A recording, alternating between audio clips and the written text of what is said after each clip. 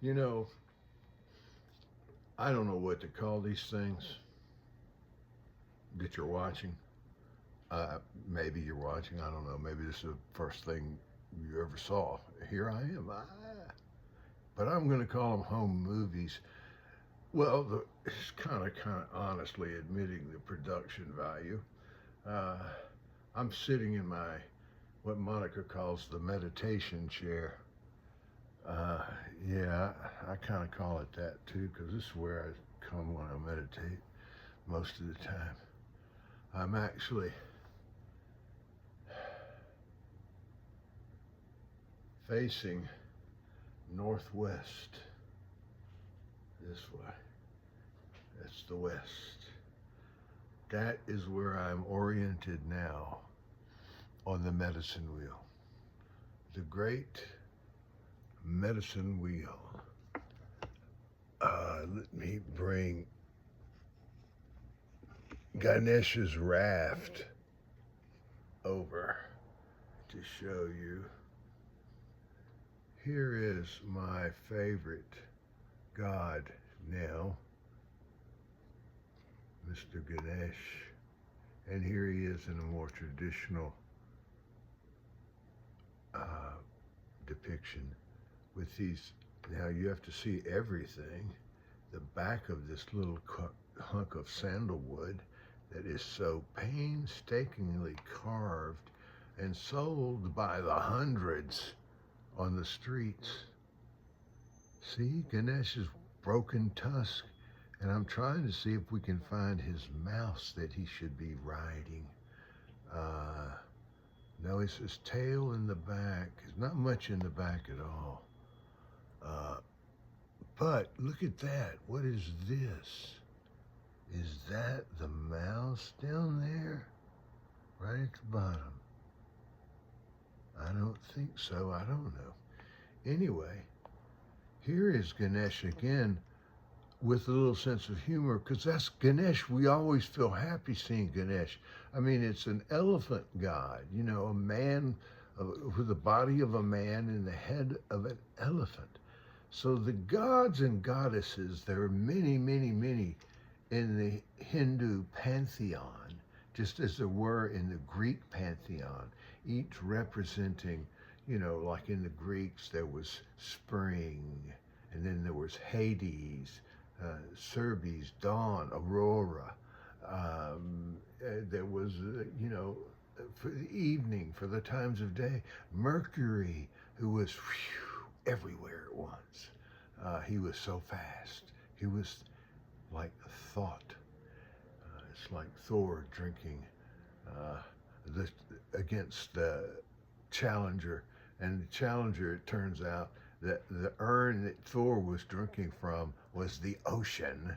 So when he dropped it by an inch, he said, well, I didn't do very well. Well, he dropped the ocean by one draught, by an inch. That's the Nordic story. This is, I don't know how I got there from Krishna watching TV. Well, it's really a computer, but I like to think of it as Krishna watching TV. And this one does show the little mouse, I think. I don't know. He's got his trunk curled up around here. And there's the TV, and let's look at the back of him now. Well, let's see. He's kind of leaning against, he's got his sweets that he likes, those little round things. They're like little bonbons. So, you know, he's an ultimate couch potato. And that was what I said. Oh, here's my god of the couch potatoes. That's me for 14 years. It wasn't all painful. You know, I watched a lot of good television and hung out. I was on Netflix. I mean, not Net. Yeah, I was on Netflix every day, but I was also on Facebook every day. You know, just mostly talking about how unbelievable my country has become. I thought better of you, America. A majority of you voted for Jabba the Hutt. You know who. He whose name cannot be spoken, like in the Harry Potter thing. Okay. All right. So I was supposed to be doing. We're already 5 minutes into this.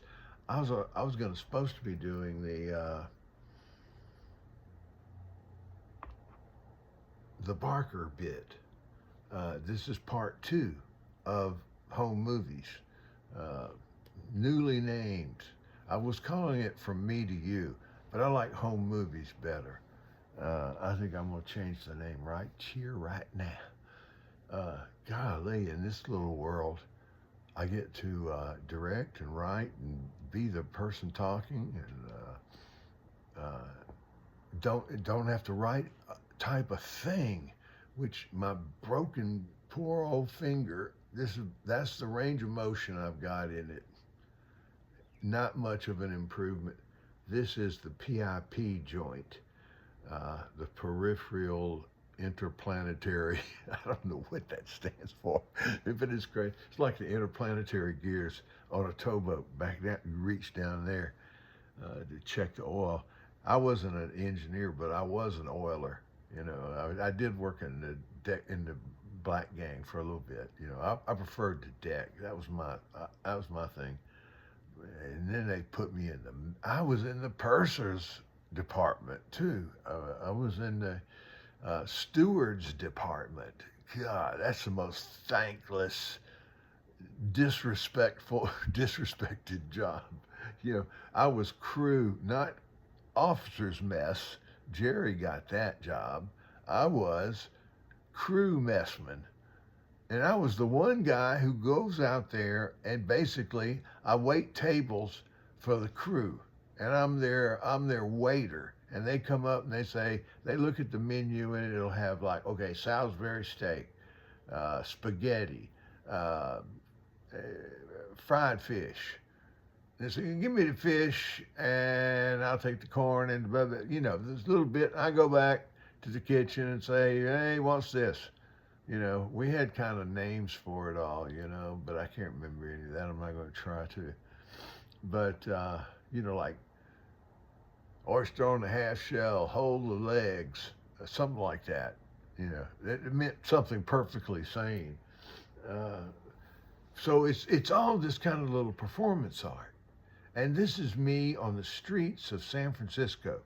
To be precise, at the very corner of Columbus and Broadway, at the Condor, the Carol Doda show. And it has Carol Doda, not her, but an outline of her in stars with these huge bosoms. I mean, just obscenely, ridiculously huge bosoms. And an hourglass figure with a tiny little waist flowing out to an everlasting ass. The Carol Doda show. I was a Barker. How did I get there? I mean, last heard I was working in the Zendo at Tassajara Bakery selling croissant that we rolled from the little triangles of dough all night long. Boom, put them on the conveyor belt that goes into the little chain thing, goes into the toaster, curl them around to make the nice croissant little moon shape, and boom, those things were out the door. We would go at 3 in the morning, which is probably my affinity for that time to this day. All my life I've liked it. It's when I was born. I was born at 1:11 a.m. just past midnight of Halloween into All Souls Day of November 1st.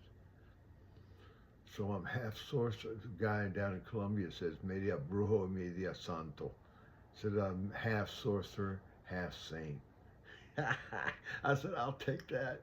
I don't know if I live up to that or not, but boy, that's a pretty high flamenco compliment, buddy. Thanks. So anyway, I'm watching Hearts of Atlantis. I've got it on hold. I'm supposed to do this Barker thing. So it's we're 10 minutes into this. Here we go.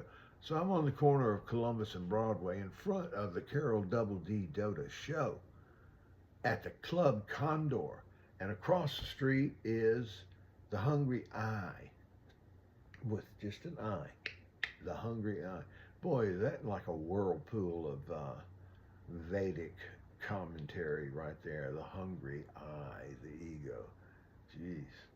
And it swirls into it like a whirlpool, endlessly sucking the outside in.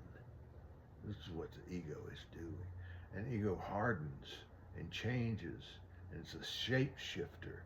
And then once it learns that you become spiritual, it just changes into the spiritualized ego, where it says, these people are inferior to you, aren't they?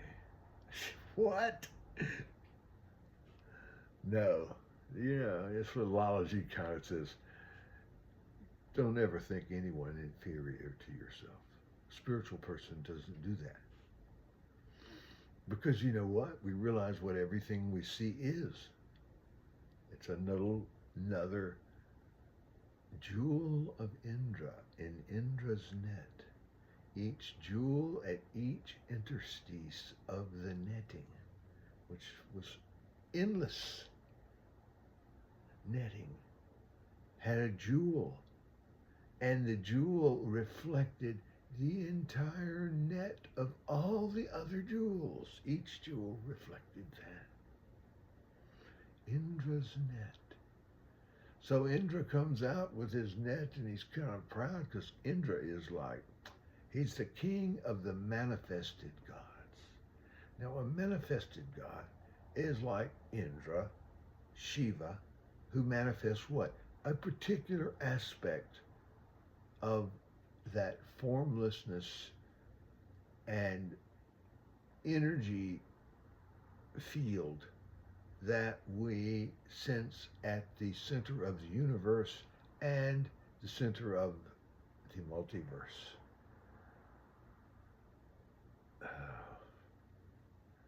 Indra's all. As Indra looked down on the beach and saw a line of ants crawling along the sands of an endless beach, with each sand pebble, each sand, what's it called, the little tiny square crystal, quartz crystal of sand, contains the entire beach of sand that stretches as far as you can see into a horizon where Shiva is dancing in his circle of flames. Shiva, the god of destruction, as the god of creation and preservation. They're all in one. See, there are no temples. There's Shiva temples galore all over India. And all kinds of temples. All the gods. Ganesha temples. Wonderful ancient things that go back 1,000 years, carved out of living rock in the granite of these hills at Mahabharata, that beach just south of Chennai, or what we call Madras. Yeah, they made that big political return back to the older names for Madras, for Bombay, for Calcutta, which they simply changed the C at the beginning to a K, and then Kolkata is what it's called now. So a slight little Englandization of a Hindi word. And I assume most of that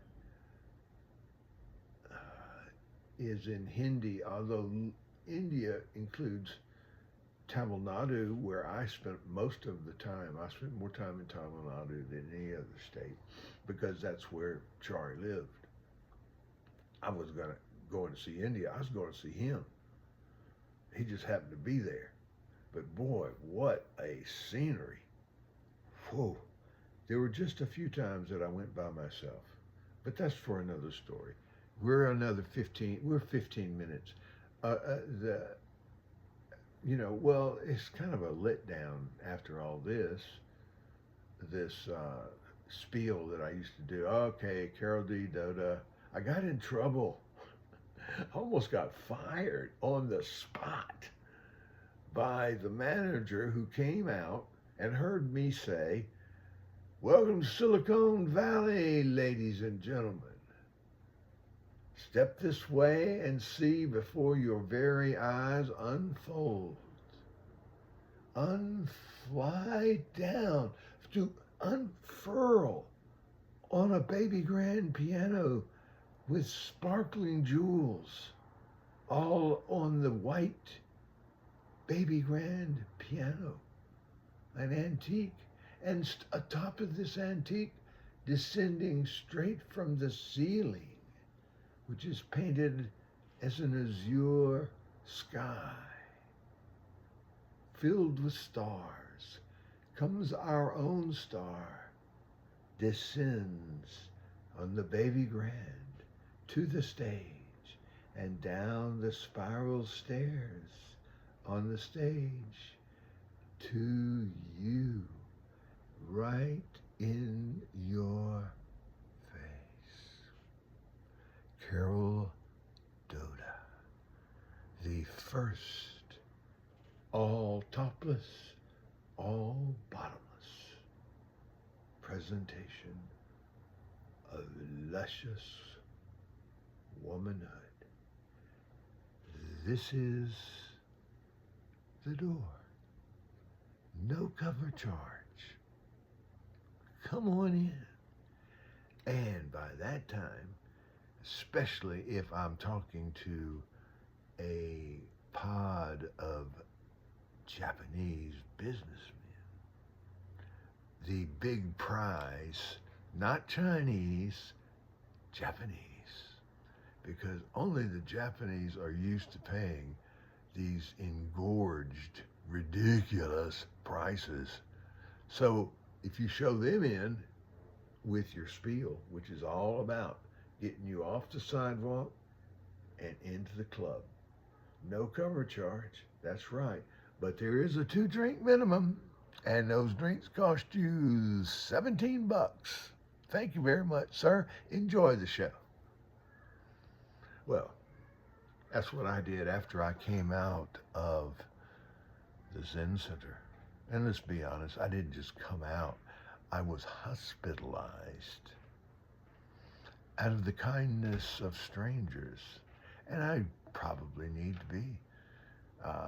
The doctors had a committee of psychiatrists, about 10 psychiatrists in this room to see what was going on with this crazy Zen student who the Zen Center, which is going through a rough winter that year in 1981-82, because Richard Baker Roshi had disrupted the Sangha, really disrupted.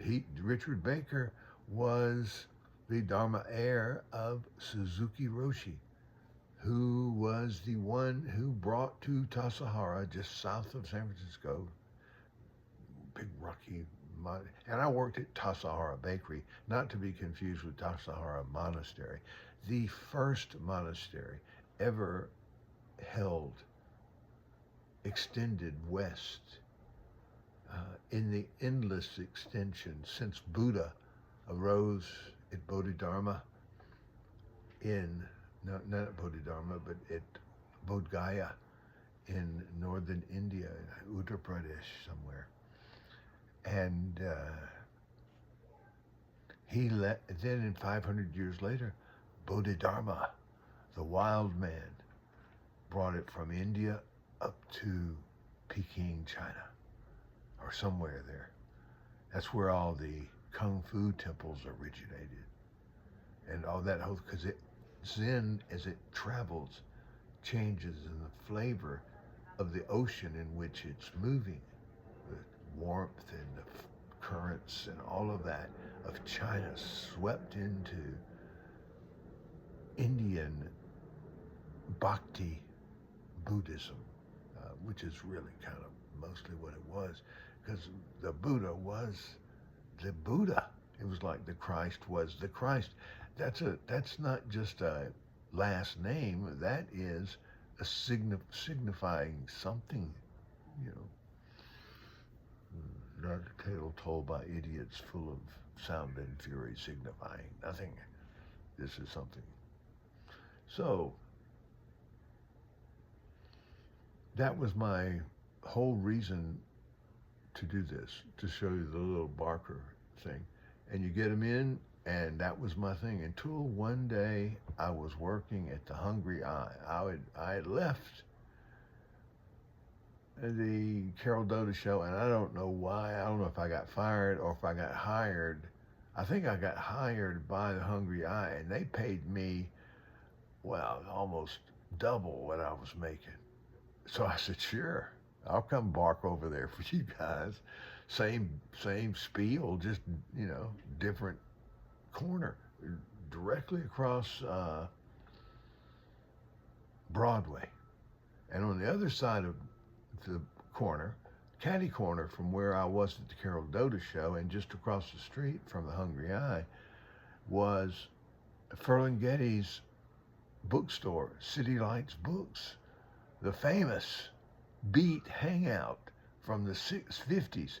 And Ferlinghetti was in show, made a brief, quick appearance in The Last Waltz, the great Martin Scorsese,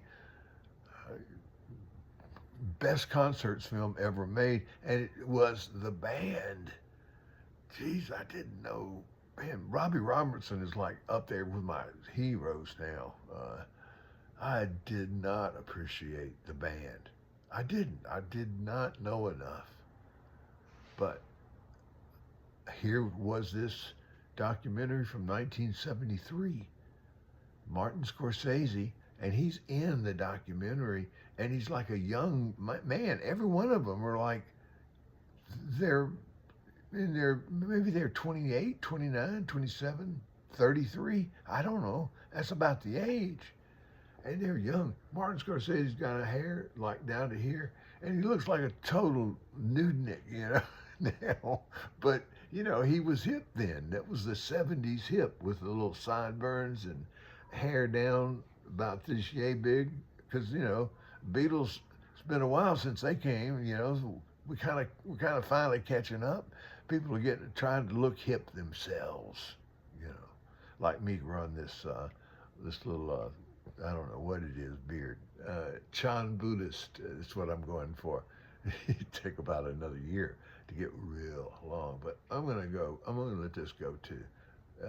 But keep it short, not one of these great big Grizzly Adams beards. Those just swallow a face, But some people go for them. But you know what? It's just another hairstyle, man. For 12 years, I just got my little wall home cutters and get myself a crew cut about every month. And, that chrome dome sort of stuff, hair, it's meant to, I came of age. I even went to see Hair, the musical, the infamous rock musical, on its closing day. God, I forgot that. This was 1975, the year before I went to South America as a student teacher. In 1976, There Hangs a Tale. This is not going to be the place for that. It's going to be another story. I told you at the beginning of this, I'm 74, I'm kicking back, and I got a lot of stories to tell. And it's a lot easier telling stories than it is writing books. So what we've got now is this AI software They can just take everything I write and put it into a book form. But who is going to read it? People are going to get another AI robots and chatbots to read the book for them because it's so much nicer to follow the words on the screen and then hear a voice reading them. And then if you can't watch the screen, say if you're driving, say you've got an hour's commute both ways, 2 hours, just sitting in the car every day, go for it, man. Audible, welcome to the new universe. So anyway, that's what this is. Why do we even have to get the writing involved in it? Who even reads now? I mean, that's the way how we have communicated since well before Gutenberg. That's how we, the first little signs that got carved in the stone somewhere in Africa or something, a billion years ago. Well, more like maybe 300,000 years ago. 500,000? Maybe the first Homo sapiens. Before that, we were Australopithecus, and we were all these other critters, little runty things, growing up from the first mammals that survived the 65 million-year-old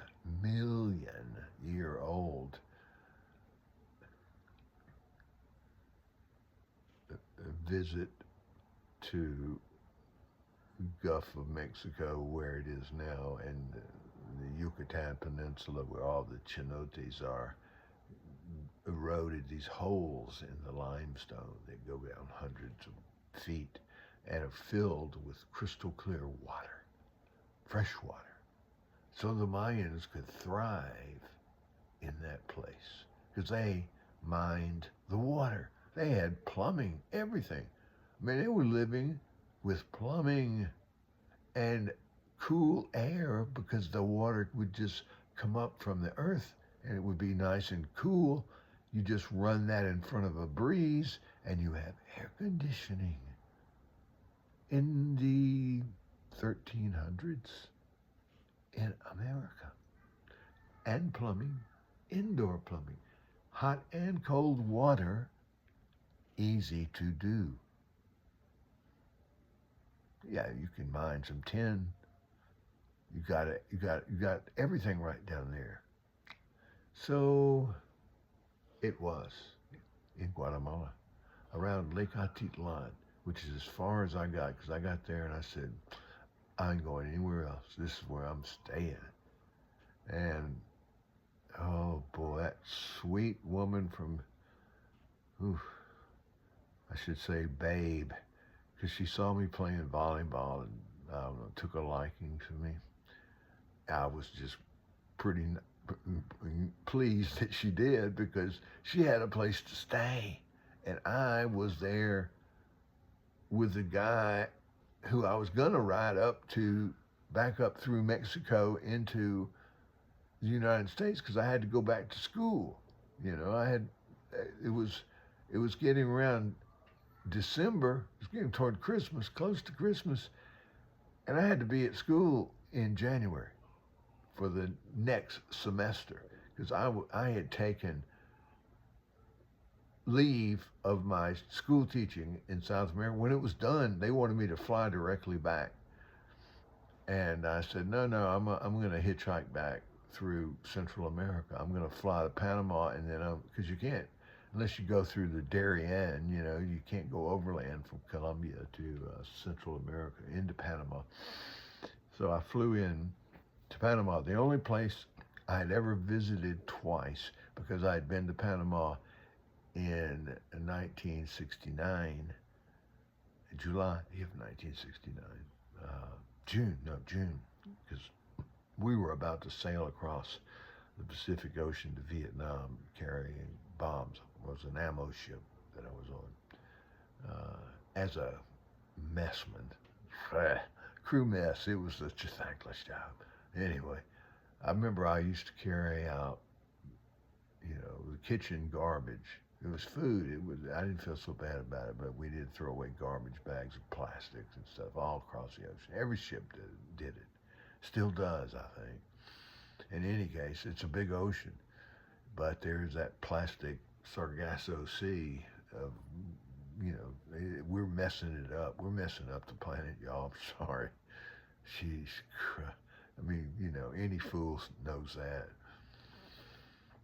And a lot of fools deny it.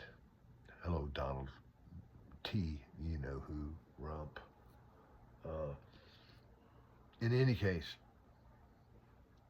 that's what I would see. Sometimes flying fish. And we were about as high. We were about, let's see, that wall over there. See, let me show you. That is about what? That door is about 7 feet. So it's about 8 feet. Okay, give it about 8 feet. We were at least 16 feet over. We were twice that when the ship was light. When it was loaded, boom, we'd be close to that, 8 feet. Anyway, the bumboats come in, and I'll tell you about that another time. It's another story. All right, see you later, Morning Glory. After a while, I'm always doing those things. I don't know how to say goodbye. I hate saying goodbye. Okay, bye.